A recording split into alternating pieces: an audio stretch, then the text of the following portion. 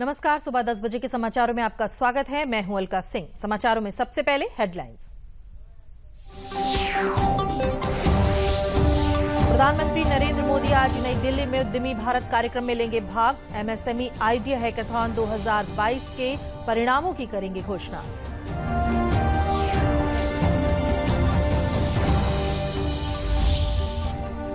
उद्धव ठाकरे ने महाराष्ट्र के सीएम पद से दिया इस्तीफा। महाराष्ट्र विधानसभा में आज होगा फ्लोर टेस्ट।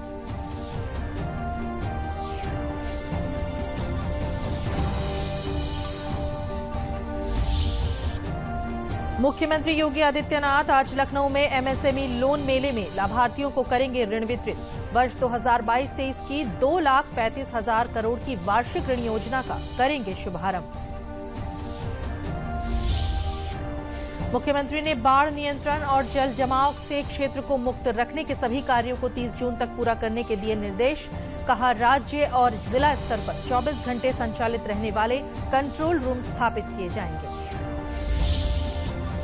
प्रदेश में राजधानी लखनऊ समेत कई स्थानों पर हो रही है बारिश। मौसम विभाग ने बदायूं, फर्रुखाबाद और कन्नौज में अतिवृष्टि की चेतावनी देते हुए जारी किया रेड अलर्ट।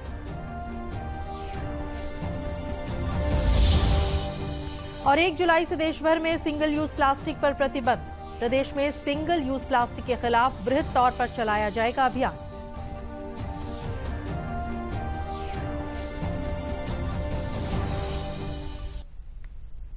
समाचार विस्तार से। प्रधानमंत्री नरेंद्र मोदी आज सुबह लगभग 10:30 बजे नई दिल्ली के विज्ञान भवन में उद्यमी भारत कार्यक्रम में भाग लेंगे। आयोजन के दौरान प्रधानमंत्री एमएसएमई प्रदर्शन में सुधार तथा तेजी योजना, पहली बार के एमएसएमई के निर्यातकों की क्षमता निर्माण योजना और प्रधानमंत्री रोजगार सृजन के कार्यक्रम की नई विशेषताओं का शुभारंभ करेंगे। प्रधानमंत्री 2022-23 के लिए पीएमईजीपी के लाभार्थियों को डिजिटल रूप से सहायता हस्तांतरित करेंगे। साथ ही एमएसएमई आइडिया हैकाथॉन 2022 के परिणामों की घोषणा करेंगे। प्रधानमंत्री राष्ट्रीय एमएसएमई पुरस्कार 2022 वितरित करेंगे।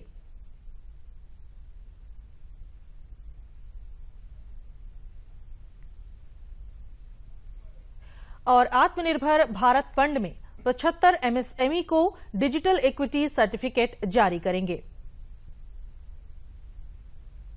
प्रधानमंत्री लगभग 6,000 करोड़ रुपए परिव्यय के साथ एमएसएमई प्रदर्शन में सुधार और तेजी योजना का भी शुभारंभ करेंगे।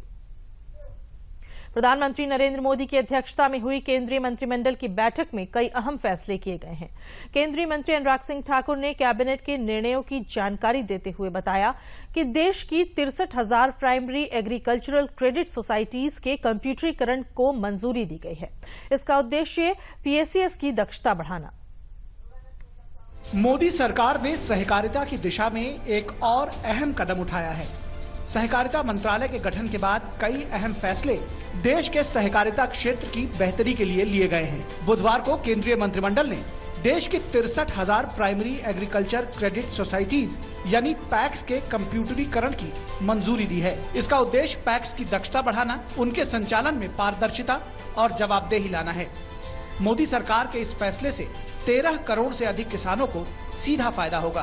पैक्स के कंप्यूटराइजेशन पर लगभग 3,91,000 रुपया खर्च आएगा और जो पैक्स पहले से जिनका कंप्यूटराइजेशन हुआ है उनको भी 50,000 रुपया पर पैक के हिसाब से उसको पैसा दिया जाएगा, ताकि वो अपना सॉफ्टवेयर एक कॉमन सॉफ्टवेयर के रूप में बनाए और इंटीग्रेट बाकियों के साथ कर सके। इस प्रोजेक्ट के क्रियान्वयन से सभी पैक्स और हमारे जो डीसीसी भी हैं यानी कि डिस्ट्रिक्ट सेंट्रल कोऑपरेटिव बैंक्स या बिजनेस कॉरेस्पॉन्डेंट के रूप में बैंकिंग सर्विस उपलब्ध करवा सकेंगे। रोजगार के अवसर भी बढ़ेंगे और इससे सेवाएं भी ज्यादा बढ़ेंगी। इसके लिए इनके सॉफ्टवेयर और कोर बैंकिंग सॉल्यूशन के बीच डाटा आदान प्रदान की व्यवस्था भी होगी और पैक्स का जो सॉफ्टवेयर है को विभिन्न गवर्नमेंट पोर्टल्स के साथ भी लिंक किया जाएगा। गौरतलब है कि पीएम मोदी ने गुजरात के सीएम के तौर पर राज्य में पैक्स में सुधारों की अहम शुरुआत की थी। इसके अलावा केंद्रीय मंत्रिमंडल ने देश में उत्पादित कच्चे तेल को नियंत्रण मुक्त करने को मंजूरी दी है। ये निर्णय 1 अक्टूबर 2022 से प्रभावी होगा। अब सब ईएनपी कंपनीज अपनी फील्ड के क्रूड ऑयल को घरेलू बाजार में बेचने के लिए पूरी तरह से स्वतंत्र होंगे। यानी कि जो कंपनीज एक्सप्लोरेशन क्रूड ऑयल की करती थी, अब उनको केवल सरकारी कंपनियों को ही नहीं बेचना है, वो घरेलू बाजार में किसी भी कंपनी को बेचने के लिए पूरी तरह से स्वतंत्र होगी। सरकारी राजस्व यानी कि रेवेन्यू जैसे कि रॉयल्टी, सेस इत्यादि यूनिफॉर्म तरीके से सभी कॉन्ट्रैक्ट्स पर निर्धारित किए जाएंगे। पहले की तरह निर्यात यानी कि एक्सपोर्ट की अनुमति नहीं रही। So whatever they going to explore and produce that will be saleable only in the domestic market, but they will have a freedom not only to sell it to the government companies but also to any private company. They will be free to doing so. ऊर्जा sector में चौतरफा सुधारों की दिशा में मोदी सरकार आगे बढ़ी है, जिससे भविष्य की ऊर्जा जरूरतों को पूरा करने के साथ ही तेल क्षेत्र में आयात पर निर्भरता को कम से कम किया जा सके। मौजूदा समय में देश अपनी कुल तेल जरूरतों का 15% घरेलू उत्पादन से पूरा करता है। मोदी सरकार के प्रयासों से तेल और गैस का घरेलू उत्पादन भी खूब बढ़ा है। पेट्रोल में इथेनॉल मिश्रण के 10% के लक्ष्य को समय से पहले पूरा कर लिया गया है। अब इसे 20% तक ले जाने पर काम किया जा रहा है। इसके साथ ही वैकल्पिक ऊर्जा स्रोतों, सोलर आदि पर भी उल्लेखनीय प्रगति हुई है। महाराष्ट्र में पिछले कई दिनों से जारी सियासी उठापटक के बाद आखिरकार मुख्यमंत्री उद्धव ठाकरे ने फ्लोर टेस्ट से पहले इस्तीफा दे दिया है। बुधवार शाम उन्होंने राज्यपाल भगत सिंह कोश्यारी को अपना त्यागपत्र सौंप दिया।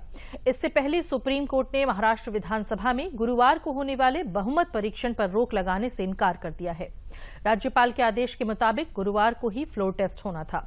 हालांकि कोर्ट ने कहा है कि बागी शिवसेना विधायकों की अयोग्यता के मामले में सुप्रीम कोर्ट का अंतिम फैसला फ्लोर टेस्ट के नतीजों पर प्रभावी होगा। अयोग्यता के मामले में सुप्रीम कोर्ट को 11 जुलाई को सुनवाई करनी है। मुख्यमंत्री योगी आदित्यनाथ आज लखनऊ में आयोजित होने जा रहे एमएसएमई लोन मेले में विभिन्न रोजगार परक योजनाओं के लाभार्थियों को ऋण वितरित करेंगे। ऋण वितरण का ये कार्यक्रम समस्त जनपदों में भी आयोजित किया जाएगा। राज्य सरकार के प्रवक्ता ने बताया कि एमएसएमई लोन मेले में प्रधानमंत्री रोजगार सृजन कार्यक्रम, प्रधानमंत्री मुद्रा योजना, मुख्यमंत्री युवा स्वरोजगार योजना, एक जनपद एक उत्पाद वित्त पोषण योजना आदि के 1,90,000 लाभार्थियों को कुल 16,000 करोड़ रुपए का ऋण वितरित किया जाएगा। लखनऊ में मुख्यमंत्री योगी आदित्यनाथ ने कल बाढ़ से निपटने की तैयारियों को लेकर समीक्षा बैठक की। इस बैठक में उन्होंने हर जिले में बाढ़ नियंत्रण केंद्र बनाने के निर्देश दिए। उन्होंने कहा कि प्रदेश में व्यापक जनधन हानि के लिए दशकों तक कारक रही बाढ़ की समस्या के स्थायी निदान के लिए विगत 5 वर्षों में सुनियोजित प्रयास किए गए हैं। अति संवेदनशील जिलों की संख्या में अभूतपूर्व कमी आई है। 2017-18 से अब तक 830 बाढ़ परियोजनाएं पूरी की गईं। विशेषज्ञों की सलाह के अनुसार हमने आधुनिकतम तकनीक का प्रयोग कर बाढ़ से खतरे को न्यूनतम करने में सफलता पाई है। बाढ़ से जनजीवन की सुरक्षा के लिए विगत 5 वर्षों में अंतर विभागीय समन्वय से अच्छा कार्य हुआ है। इस वर्ष भी बेहतर समन्वय, क्विक एक्शन और बेहतर प्रबंधन से बाढ़ की स्थिति में लोगों की सुरक्षा सुनिश्चित कराई जाए। प्रदेश में बाढ़ की दृष्टि से 24 जनपद अति संवेदनशील श्रेणी में हैं। इसमें महाराजगंज, कुशीनगर, लखीमपुर खीरी, गोरखपुर, बस्ती, बहराइच, बिजनौर, सिद्धार्थनगर, गाजीपुर, गोंडा, बलिया, देवरिया, सीतापुर, बलरामपुर, अयोध्या, मऊ, फर्रुखाबाद, श्रावस्ती, बदायूं, अंबेडकर नगर, आजमगढ़, संत कबीर नगर, पीलीभीत और बाराबंकी शामिल हैं। जबकि सहारनपुर, शामली, अलीगढ़, बरेली, हमीरपुर, गौतम बुद्ध नगर, रामपुर, प्रयागराज, बुलंदशहर, मुरादाबाद, हरदोई, वाराणसी, उन्नाव, लखनऊ, शाहजहांपुर और कासगंज संवेदनशील प्रकृति के हैं। मुख्यमंत्री ने आदेश दिया कि अति संवेदनशील और संवेदनशील क्षेत्रों में बाढ़ की आपात स्थिति हेतु पर्याप्त रिजर्व स्टॉक का एकत्रीकरण कर लिया जाए। इन स्थलों पर पर्याप्त प्रकाश की व्यवस्था एवं आवश्यक उपकरणों का भी प्रबंध होना चाहिए। सभी 875 बाढ़ सुरक्षा समितियां एक्टिव मोड में रहें। अति संवेदनशील तथा संवेदनशील तटबंधों का जिलाधिकारी, पुलिस कप्तान स्वयं निरीक्षण कर लें। शेष तटबंधों का उप जिलाधिकारी, डिप्टी एसपी स्तर के अधिकारी तटबंधों का निरीक्षण करा लिया जाए। की प्रभावी व्यवस्था भी करें। जहां पर अति संवेदनशील क्षेत्रों हो वहां पेट्रोमैक्स की व्यवस्था भी रखें। जहां पर पीड़ित परिवार आए उन्हें समय पे खाद्यान्न के साथ साथ ताजा भोजन भी मिलना चाहिए। और हम ये बात भी सुनिश्चित करें कि वहां पे सुरक्षा की पुख्ता व्यवस्था, लाइट आदि की व्यवस्था भी रहे, जिससे सुरक्षा की पुख्ता व्यवस्था उन क्षेत्रों में किया जा सके। बाढ़ का पानी जब बहुत बड़े क्षेत्र में घुसता है तो सांप और अन्य विषैले जीव भी वहां से निकलेंगे। वे भी तटवर्ती क्षेत्रों में अपना निवास बनाते हैं। वहां पर बहुत बार जहरीले कीड़े लोगों को काटते हैं, पशुओं को भी नुकसान पहुंचाते हैं। हमें उनके बचाव की भी तैयारी उस दौरान देखनी होगी। उसके बारे में भी हम लोग इस कार्यक्रम को कर लेंगे।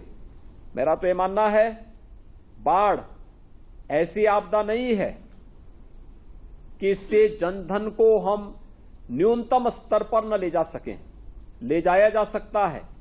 पिछले 5 वर्षों में हमने काफी हद तक सफलता भी प्राप्त की, लेकिन समय से बनाई गई कार्य योजना का ही परिणाम सामने आएगा। बाढ़ आ जाएगी, उसके बाद हाथ पैर मारेंगे, उससे कुछ नहीं होने वाला है। इसलिए पहले से ही हम कार्य योजना आज के दिन पर अभी बचाव के बारे में हम फोकस करेंगे, लेकिन साथ साथ हमारे दिलो दिमाग में होना चाहिए कि हमें अभी से बाढ़ बचाव के उपायों को प्रभावी ढंग से आगे करने की तैयारी इस रूप में करनी है। प्रदेश में विभिन्न स्थानों पर तेज बारिश हो रही है। रात से ही राजधानी लखनऊ में तेज हवाओं के साथ बारिश हो रही है। वहीं श्रावस्ती में 2 दिनों से बूंदाबांदी और जालौन में कल हुई बारिश। आज सुबह से अमरोहा में भी बारिश हो गई है। वहीं अमेठी, चित्रकूट, मेरठ, मथुरा, सुल्तानपुर और बरेली में हो रही बारिश से तापमान में गिरावट आई है। मौसम विभाग ने बदायूं, फर्रुखाबाद और कन्नौज में अतिवृष्टि की चेतावनी देते हुए रेड अलर्ट जारी किया है, जबकि कानपुर नगर, कानपुर देहात में तेज हवाओं के साथ बारिश के लिए ऑरेंज अलर्ट जारी किया गया है। लखनऊ, रायबरेली, बाराबंकी के लिए येलो अलर्ट जारी किया गया है। जनपद श्रावस्ती में राप्ती नदी ने भी अपना विकराल रूप धारण कर लिया है। नेपाल से निकलकर श्रावस्ती में बहने वाली राप्ती नदी इस वक्त अपने खतरे के निशान से 60 सेंटीमीटर ऊपर बह रही है। जिलाधिकारी नेहा प्रकाश ने बताया कि बाढ़ से निपटने के लिए प्रशासन ने पहले से ही पूरी तैयारी कर ली है।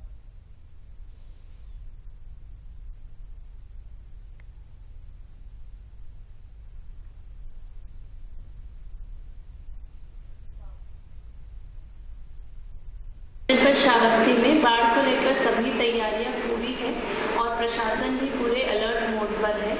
हमारे यहाँ बाढ़ कंट्रोल रूम की स्थापना हो चुकी है और बाढ़ स्टीयरिंग कमेटी की जो बैठक होती है वो भी पूरी हो चुकी है। हमारे जो शिविर बनने थे राहत के वो भी हैं। 66 शिविर बने हैं टोटल और पशुशाला भी बने हैं, जहाँ पर बाढ़ के समय जो जानवर विस्थापित होंगे उनको रखा जाएगा।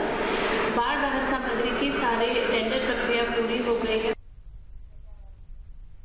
चलते हैं अपने संवाददाता अम्मार रिजवी के पास, जो श्रावस्ती में बाढ़ की स्थिति पर दे रहे हैं अधिक जानकारी। जी अम्मार, जैसा कि हमें जानकारी मिल रही है और हम देख भी रहे हैं कि राप्ती नदी ने विकराल रूप धारण कर लिया है। बताएं कि राप्ती नदी खतरे के स्तर से कितनी ऊपर बह रही है और आसपास के जो गांव हैं उन पर इसका क्या प्रभाव पड़ेगा?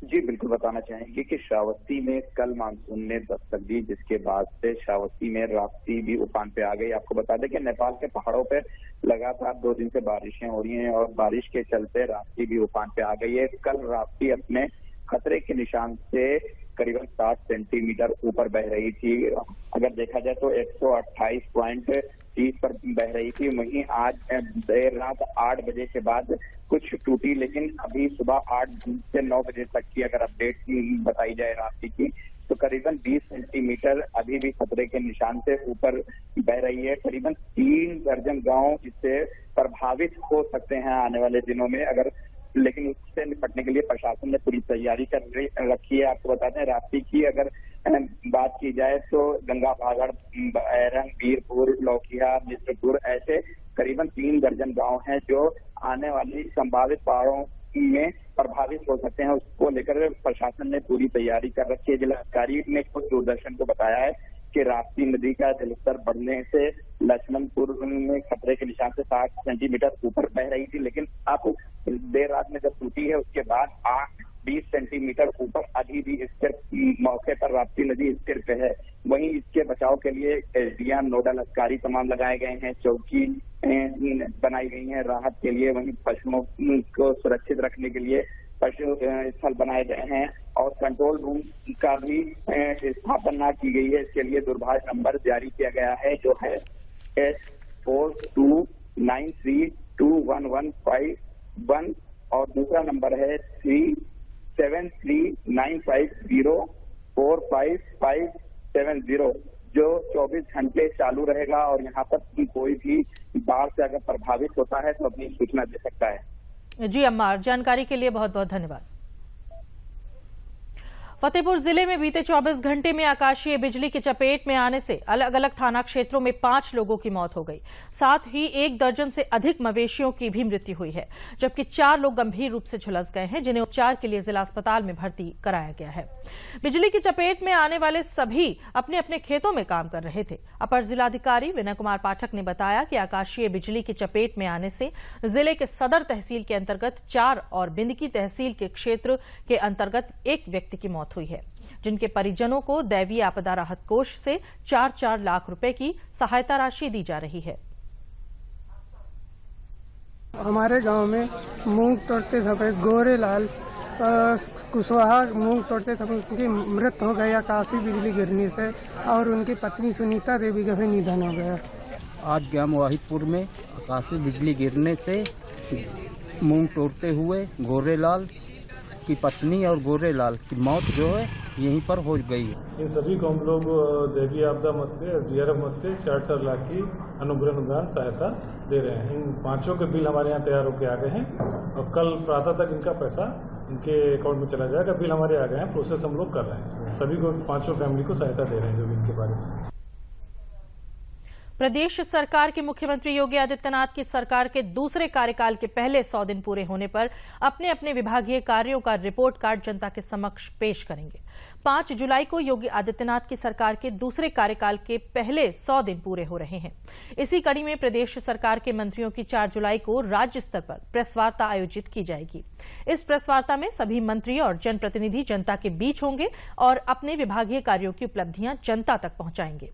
इसके अतिरिक्त सरकार के अगले 6 महीनों के लक्ष्य की भी जानकारी देंगे। इस सिलसिले में मुख्यमंत्री आवास पर सीएम योगी आदित्यनाथ की अगुवाई में एक बैठक आयोजित की गई और 100 दिन के कामकाज की समीक्षा की गई। प्रदेश में 25 मार्च को योगी सरकार 2.0 के गठन के बाद मुख्यमंत्री ने सभी विभागों को 100 दिन, 6 महीने, 1 साल, 2 साल और 5 साल की कार्ययोजना तैयार करने के निर्देश दिए थे।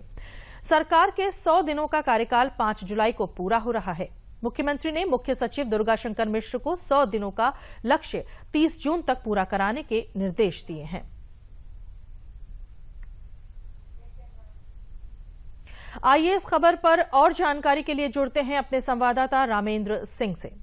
जी रामेंद्र, 5 जुलाई को योगी सरकार के दूसरे कार्यकाल के 100 दिन पूरे होने जा रहे हैं और सरकार की ये मंशा है कि अपने कामकाज का रिपोर्ट कार्ड सार्वजनिक करे।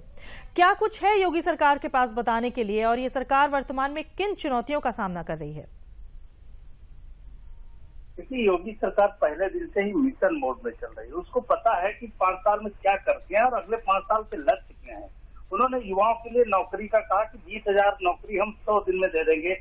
9,000 सब इंस्पेक्टर की जो भर्तियां थी उनको ओपन कर दिया और उनका रिजल्ट आ गया है। इसी तरह हर विभागों को अपना टारगेट दिया गया था और विभाग से कहा गया था कि 100 दिन में ये चीजें पूरी करनी है। जो मुख्य विषय उनमें चिकित्सा है, ग्राम्य विकास है, कृषि उत्पादन है, अवस्थापना और औद्योगिक है, सामाजिक सुरक्षा है, नगरीय विकास है, पर्यटन है, शिक्षा और राजस्व संग्रह। देखिए, अगर इन आप विभागों को देखते हैं, जिन विभागों की चर्चा की, यानी स्वास्थ्य सेवाएं बेहतर हो उसके लिए काम करना है, गांव का डेवलपमेंट हो, जो रिमोट इकोनॉमी उसको कैसे बूस्टअप किया जाए, कृषि को कैसे बढ़ाया जाए कि किसान को लाभ मिले और वो शहर की तरफ न भागे, वहीं छोटी छोटी इंडस्ट्री लगाई जाए, MSME सेक्टर को मजबूत किया जाए, खाद्य प्रसंस्करण की व्यवस्था की जाए, बड़े औद्योगिक निवेश को आमंत्रित करने का लक्ष्य, सामाजिक सुरक्षा कानून व्यवस्था पहले भी उनका मुख्य विषय रहा और इस बार भी है कि सामाजिक सुरक्षा के साथ और सुरक्षा दोनों मिले। यानी सामाजिक सुरक्षा वो कि आपको खाद्य सामग्री मिल रही है, आपको चिकित्सा सेवा मिल रही है, तो ये सामाजिक सुरक्षा के साथ सुरक्षा व्यवस्था भी मिल रही है। नगरीय विकास को टारगेट किया गया, जिन मंत्री को दिया गया उनको कहा गया कि नगरीय विकास सेवाएं बेहतर की जाए। पर्यटन की बहुत संभावनाएं हैं, आध्यात्मिक पर्यटन और जो ये पर्यटन है इसके लिए उत्तर प्रदेश में अपार संभावनाएं, उस पर काम किया जा रहा। हालांकि मुख्यमंत्री अभी 5 को अपना बोधन देंगे और प्रेस कॉन्फ्रेंस के माध्यम से बताएंगे, लेकिन मोटा मोटा जिनको जो टारगेट दिया गया था वो अब तक अचीव कर लिया उन मंत्रालयों ने। ये बात कल मुख्यमंत्री को उन्होंने बता दी है कि ये चीजें हमने अचीव कर ली है और जो उत्तर प्रदेश का अगला टारगेट है। देखिए चुनौतियां बहुत सारी होती है। चुनौतियां मुख्य होती है सरकार के पास कानून व्यवस्था, औद्योगिक निवेश जो उत्तर प्रदेश के लिहाज से है, और राजस्व संग्रह। तो राजस्व संग्रह बेहतर है तो वो चुनौती भी खत्म है। औद्योगिक निवेश की तैयारियां पूरी है, इंफ्रास्ट्रक्चर उत्तर प्रदेश सरकार ने दे दिया है तो वो चुनौती से भी निपट रही। कानून व्यवस्था पहले से बेहतर की गई है तो जाहिर है कि जो चुनौतियां उनसे सरकार निपट रही है और ये जो लक्ष्य है, जो टारगेट है, उसको अचीव करने की तैयारी में है। और 5 को जब वो प्रेस कॉन्फ्रेंस करेंगे मुख्यमंत्री तो शायद ये बता देंगे कि हमने जो टारगेट दिया था वो पूरा है। और ये टारगेट 100 दिन का, 6 महीने का, 1 साल का, 2 साल का, इस तरह हर विभागों को पहले से दे दिया गया और उनसे डिटेल्स ले लेंगे क्या क्या कर सकते हो। तो वो तैयारी लगभग पूरी है और 100 दिन का लक्ष्य वो पूरा करेगी योगी सरकार। जी रामेंद्र, जानकारी के लिए शुक्रिया। आजादी के अमृत महोत्सव के अंतर्गत गोंडा विकास खंड इटियाथोक के बलरामपुर रोड पर संझवल गांव में अमृत सरोवर का निर्माण कराया जा रहा है। निर्माण कार्य से गांव के 80 मनरेगा मजदूरों को रोजगार मिला है, जिनमें करीब 20 से 25 महिलाएं भी कार्य कर रही हैं। ये मजदूर पहले रोजगार के लिए जालंधर पंजाब जाते थे, लेकिन अब गांव में ही उन्हें रोजगार मिल रहा है। संयुक्त बीडीओ RN भारती और कार्यक्रम बीडीओ इंद्रावती वर्मा ने बताया कि सरोवर के किनारे वृक्षारोपण, बैठने की व्यवस्था की जाएगी।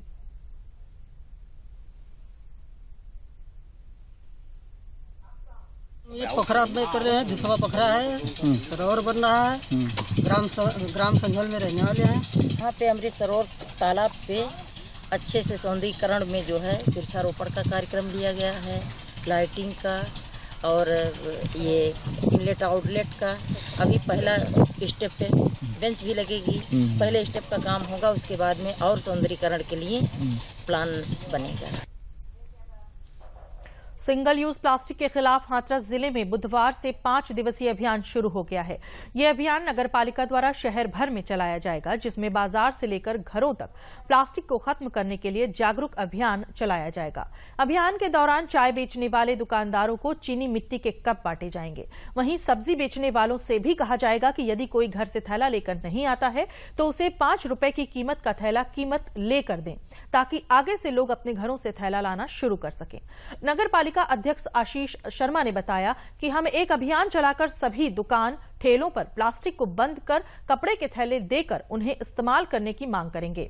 वहीं लखनऊ में भी कल सिंगल यूज प्लास्टिक मुक्त उत्तर प्रदेश कैंपेन को हरी झंडी दिखाकर रवाना किया गया, जिसमें प्लास्टिक का प्रयोग न करने और कपड़े की थैली का प्रयोग करने की अपील की गई। स्वच्छ भारत मिशन के अंतर्गत पॉलिथीन हटाओ देश बचाओ, सीधा सीधा ये नारा ही नहीं आंदोलन है। और इसमें हाथरस नगर में एक बड़ा 4 दिवसीय कार्यक्रम आज से प्रारंभ हो रहा है। हम प्लास्टिक को हटाने के लिए, चाहे चाय वाले से हो, सब्जी वाले से हो, अपने घर में हो, महिलाओं से खुद हम यूज कर रहे हैं, उस सभी सिंगल यूज प्लास्टिक को खत्म करने का अभियान हम लोगों ने चलाया है। उसमें हम इस विश्वास के साथ कि हमारा नगर हाथरस और हाथरस जनपद इसमें जल्द से जल्द इस पर विजय पाएगा और इस प्लास्टिक से मुक्ति पाएगा। इसमें सभी आप लोगों का सहयोग चाहिए और हम ये विश्वास करते हैं कि जिस दिन प्लास्टिक हटेगा तो हमारी कम से कम 50% बीमारियां हमसे दूर होंगी। हम बीमारियों को न्योता ना दें, हम खुद भी उपयोग ना करें, औरों को भी उपयोग करने के लिए प्लास्टिक का मटेरियल ना दें।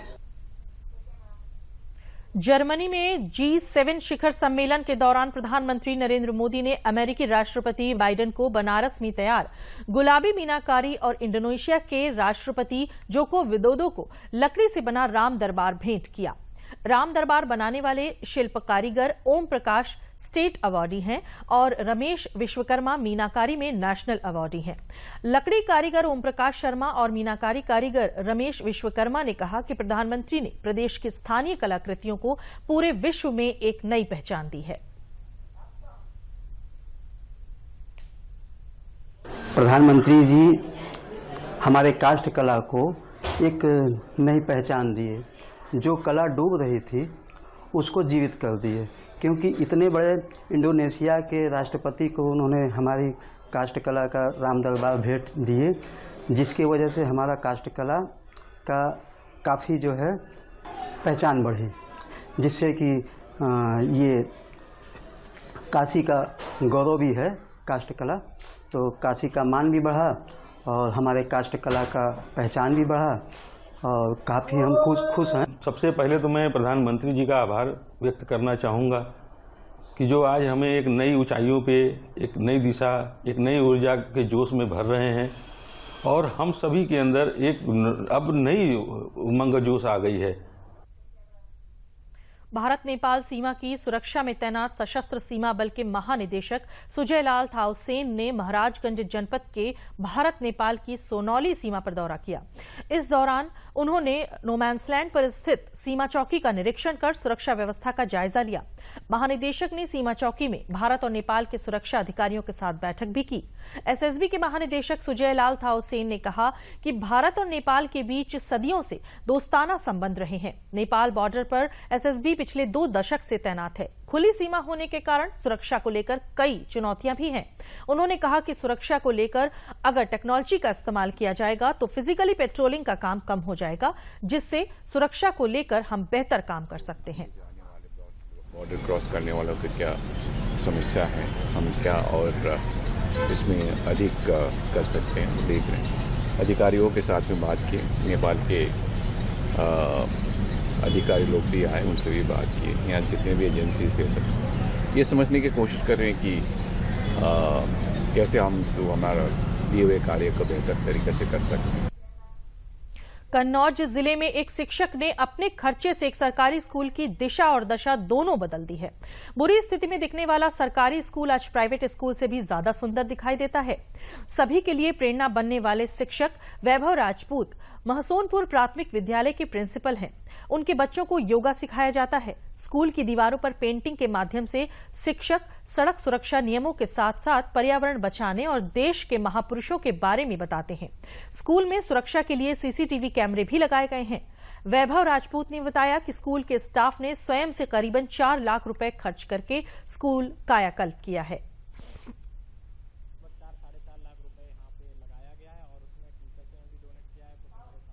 उन्होंने डोनेट किया, हमारे घर के लोग हैं, हमारे रिलेशन के लोग हैं। उन्होंने जन सहयोग से प्रसाधन है, जैसे महिला शौचालय है, पुरुष शौचालय स्टाफ के लिए नहीं थे तो दिव्यांग शौचालय ये करा है। जैसे हमारा विद्यालय स्टार्ट होता है तो हम लोग सबसे पहले योगा से स्टार्ट करते हैं। सबसे पहले हमारा 6:30 बजे से सभी बच्चों को योगा कराएंगे। उसके बाद जो हमारी क्या कहते हैं प्रार्थना जब सभा होती है तो प्रार्थना में कई सारी चीज़ें होती है। जैसे हम लोगों को क्या होता है कि रोज़ की नई अपडेट बताते हैं न्यूज़ बच्चों के हिसाब से, और उनको जैसे कहानियाँ, कोई मोटिवेट कहानी सुनाती। सर फर्स्ट टाइम जैसे ही मैंने 4 फरवरी को जैसे ही स्कूल में एंट्री की तो मुझे देखकर लगा कि ये मतलब इस तरीके का प्राइमरी स्कूल मैंने कानपुर में नहीं देखा। हालांकि कानपुर स्मार्ट सिटी के अंतर्गत आता है, लेकिन ऐसा कन्नौज में स्कूल, इतना स्मार्ट स्कूल की कल्पना की नहीं जा सकती थी। तो मैंने देखा इतना एयरी इन्वायरमेंट यहाँ का, और इतने यहाँ पर प्राइवेट स्कूल से छोड़कर बच्चे यहाँ पर आ रहे हैं और काफ़ी अच्छा माहौल है यहाँ का। सारे टीचर्स कोऑपरेटिव होकर एक दूसरे का सहयोग करते हैं और बच्चों को आगे ले जाने का काम करते हैं। तो सबसे अच्छी बात है कि अंत में प्रमुख समाचार एक बार फिर। प्रधानमंत्री नरेंद्र मोदी आज नई दिल्ली में उद्यमी भारत कार्यक्रम में लेंगे भाग। एमएसएमई आइडिया हैकाथॉन 2022 के परिणामों की करेंगे घोषणा।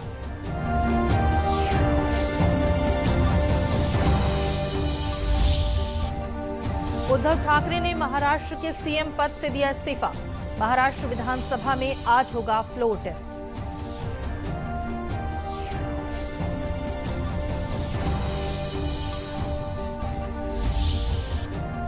मुख्यमंत्री योगी आदित्यनाथ आज लखनऊ में एमएसएमई लोन मेले में लाभार्थियों को करेंगे ऋण वितरित। वर्ष 2022-23 की 2,35,000 करोड़ की वार्षिक ऋण योजना का करेंगे शुभारंभ।